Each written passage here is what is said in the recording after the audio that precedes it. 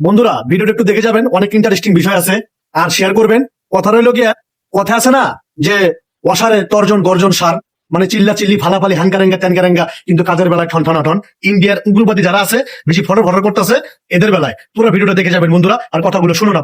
বন্ধুরা, বাংলা একটা কথা আছে না যে যত গর্জে তত বর্ষে না, এই কথাটা কিন্তু আসলে বাস্তব।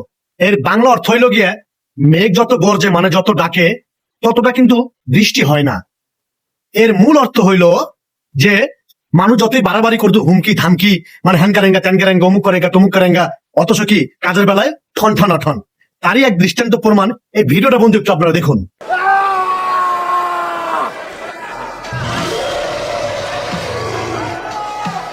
দেখছেন বন্ধু, কি হুমকি ধামকি, হ্যাঁ মানে কি একদম খায়া ফেলাইবো। হ্যাঁ, যে চুপ আছে সেই কিন্তু পরে কিন্তু জিতে। কথা আছে আরেকটা যে খালি কলসি বাজে বেশি।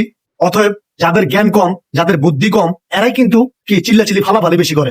যেমন ইন্ডিয়ান দাদা বাবুরা বাংলাদেশের হ্যানকারেঙ্গা ত্যানকারেঙ্গা অমুক করেঙ্গা তমুক করেঙ্গা, অথচ কি কাজের বেলায় ঠন এই ভিডিওটার মতো। আরেকটু দেখুন। Brosia now is just right hands. Oh, and that's wrenched in. Oh, and that's underneath. Trying to take the life out of the fire. Is that a tap? That's it. দেখছেন বন্ধু ফলাফল কি হইলো? অতএব যত গজে তত বর্ষে না, খালি কলসি বাজে বেশি। ইন্ডিয়ার বেলায় এমনটাই হয়। বন্ধুরা ভিডিওটা দেখে কি বুঝলেন? অতএব যারা বেশি গর্জন দেখায়, যারা বেশি চিল্লাচিল্লি করে, কাজের বেলায় ঠন আর যারা চুপ থাকে ঠান্ডা মাথায় কাজ করে, এরাই কিন্তু জিতে। অতএব মুসলমানরা ঠান্ডা মাথায় কাজ করে, ওরা চিল্লাচিল্লি করে ঘুমোত্র জাতিরা।